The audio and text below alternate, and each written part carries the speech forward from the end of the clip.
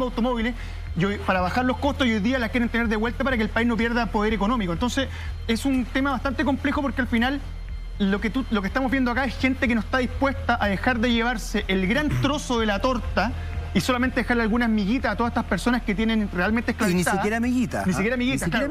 Entonces siento que va de la mano de un modelo económico que está llegando como al punto en que está empezando a colapsar. Y ese colapso va de la mano directamente de los derechos laborales, los cuales lamentablemente muchos países permiten que estos no se lleven a cabo. Y de los derechos del niño también, sí, Lama, porque dentro de los derechos del niño, que es algo internacional, está precisamente lo que dices tú, o sea, el derecho a vivir de manera libre, a tener una infancia sana, a poder tener tiempos no solo de educación, sino que también tiempos de juego, de esparcimiento, de entretención. Todo eso se está violando. Ahora, toda esta historia no es nueva, ¿eh? Hay que entender que este fenómeno comienza en Inglaterra, en lo que es la revolución industrial, ahí por el 1860, donde las personas fabricaban antes de eso, el vestuario era muy caro, muy lento, y vienen las máquinas y las máquinas empiezan a producir ropa, y ¿quiénes ocupaban en ese tiempo? A mujeres y niños.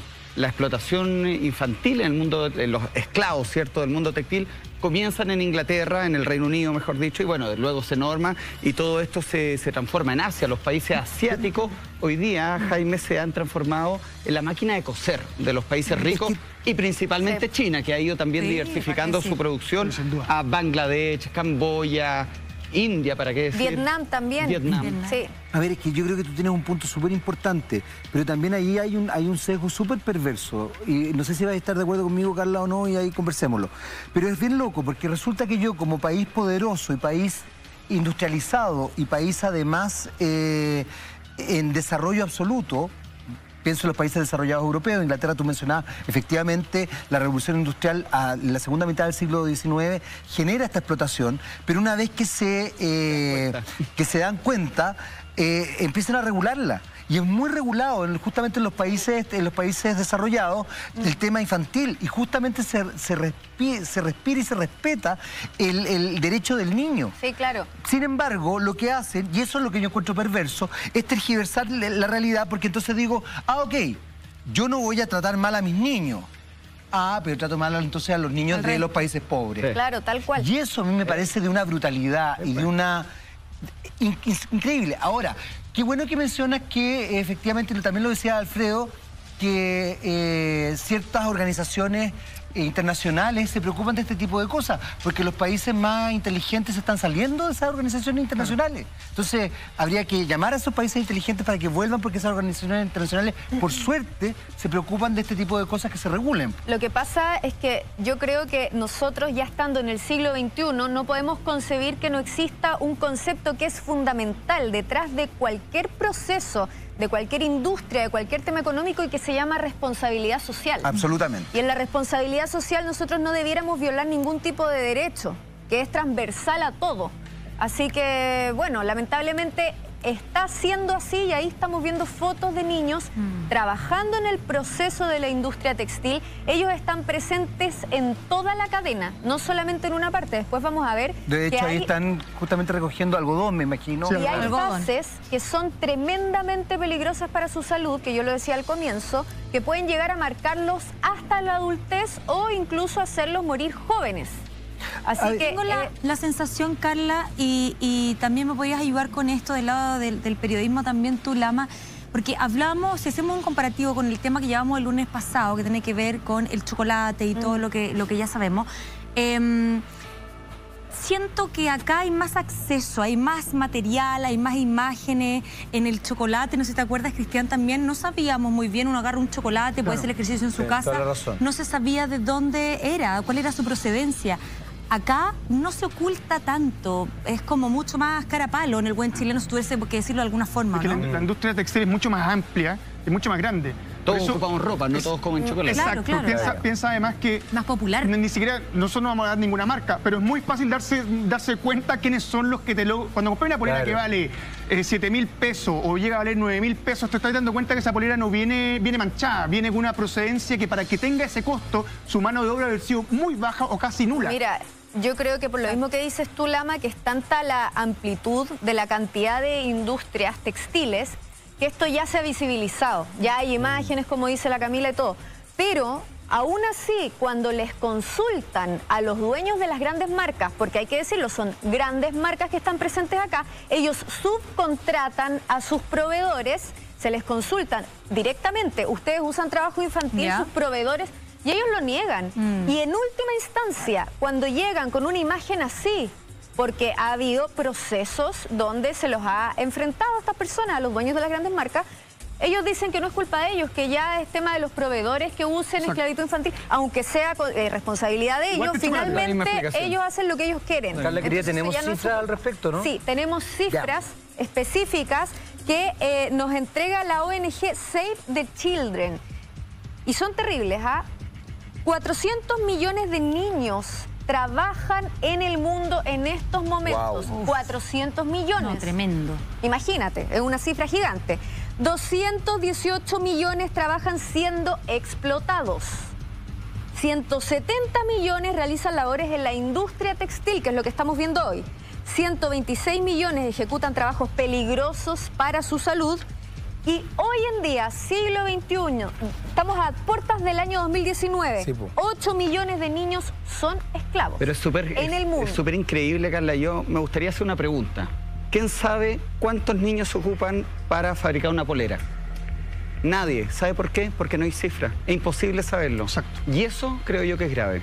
Hay un bloqueo de la información. Yo creo que eso va para Cristian. El bloqueo de la información, porque si tuviéramos toda esta información, créeme que la industria textil estaría cambiando y sería de otra manera.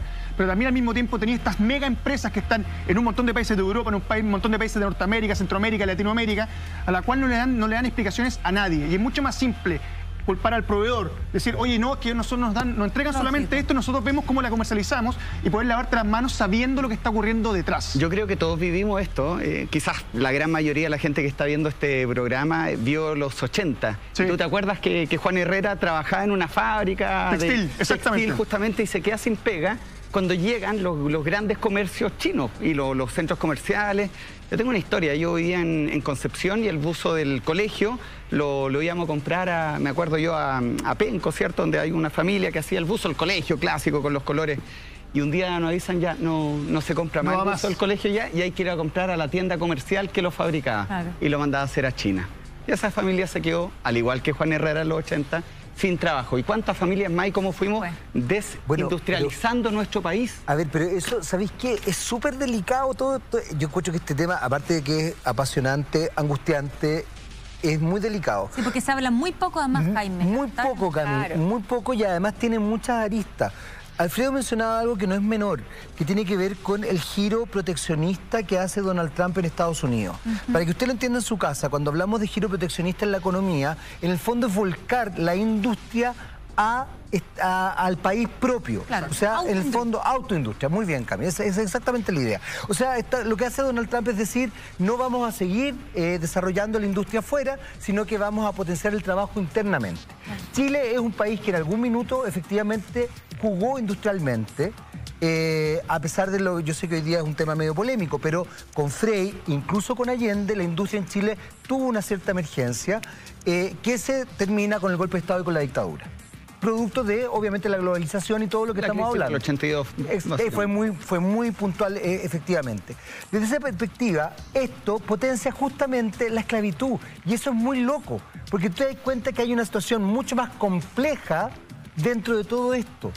Y ahí entran cosas muy complejas porque finalmente exige una negación social tremenda. Porque esto en realidad es matar a los niños. Mira, como tú bien decías, Carla. Jaime, la ONG que yo nombré antes, Save the Children, ya que da las cifras oficiales de esclavitud infantil, a pesar de todo esto, reconocen que en la India el 40% de las personas viven bajo la línea de la pobreza, ganando menos de $1,25 diarios. Qué horror. Y los niños, más de la mitad, están desnutridos, ¿ya? Y sufren de hambre. Entonces ellos aceptan que quizás podrían llegar a ofrecerles un trabajo digno a los niños.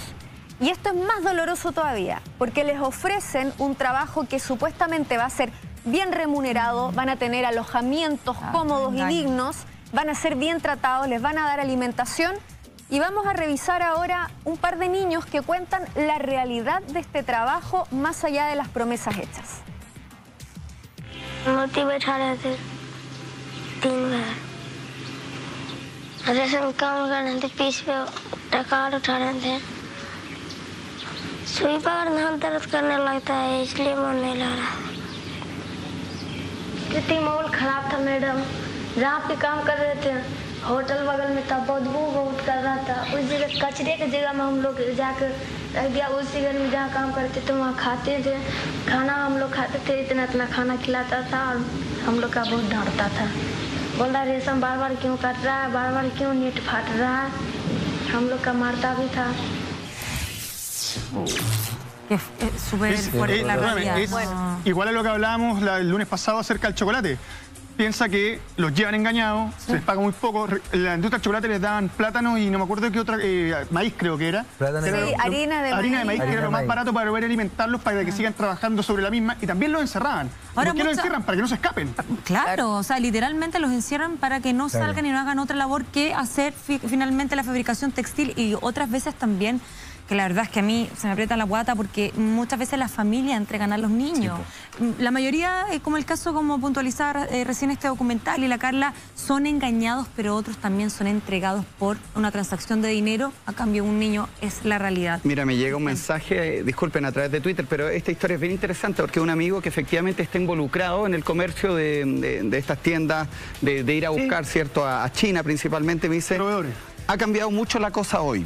Se exigen fábricas multicertificadas. En lo que primero hay que certificar es que no hayan niños. El país más atrasado en esto es Bangladesh. Acá los 3 grandes, y ahora de las 3 grandes fábricas, o sea, venta de retail, exigen que tengan las fábricas compliant, que quiere decir que deben ser certificadas donde no hayan niños y existan condiciones de seguridad, como lo que pasaba con el chocolate. Y con esto termino.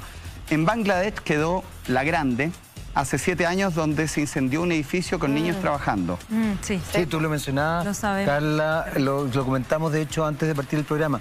Ahora, lo interesante de eso, y qué bueno que mencionas, Cristian, lo del tema del chocolate, porque qué tan real es efectivamente o qué tan legal efectivamente la información que uno trae. Porque yo creo que ese es el tema más delicado. Hay una verdadera fiscalización. Exactamente. Se fiscaliza realmente, se puede establecer eso. Hay los sellos, no se mojan, no se compran. Exactamente. Claro. Lo vimos con el tema del chocolate la semana pasada. Y lo otro que pensaba yo, a raíz justamente de las imágenes que recién veíamos, y que reitero, o sea, imagínense ustedes, personas que están en su casa, es un niño que vive al lado de un basural, porque lo describe ahí, vive al lado de un basural, trabaja, come, duerme y probablemente tiene que hacer sus necesidades biológicas en el mismo lugar donde habita. Las condiciones de sanidad, las condiciones emocionales, que además a la gente le cuesta todavía entenderlas, y que tiene que ver justamente con lo que tú decías. El tema de las heridas físicas, todo el tema, pero además el tema emocional yo creo que es muy brutal. O sea, también estás criando, y lo mencionábamos el tema del chocolate, Carla, que es un tema súper complejo. O sea, estáis construyendo seres humanos de verdad patologizados, enfermos emocionalmente. Y sabes que, Jaime, es tan importante lo que dices tú, porque los niños quedan marcados no solamente de un tema físico, sino que emocionalmente se limitan de una forma que, la verdad, pasemos a revisar lo que cuenta un niño respecto a este maltrato emocional y cómo él termina y deja de creer en sí mismo. Most of them who have not gone to the school and have always been with this kind of industry and labor finally end up at the adolescent to be an unskilled worker in the industry. So lifelong then they continue as either as an unskilled labor or maybe leading a group of unskilled labor. So basically kind of, their life doesn't really move. Tremendo, porque claro, ellos básicamente su infancia y parte de su adolescencia lo único que han hecho es trabajar y trabajar para otros y, trabajando con materiales que ellos jamás en su vida podrían pagar incluso. Pero, ahí está la clave total y lo más importante que sepa toda esta industria, que no vayan al colegio. Que no aprendan ninguna otra cosa, que no tengan la educación necesaria, que sean robotizados desde pequeños para poder acceder solamente a ser jefe de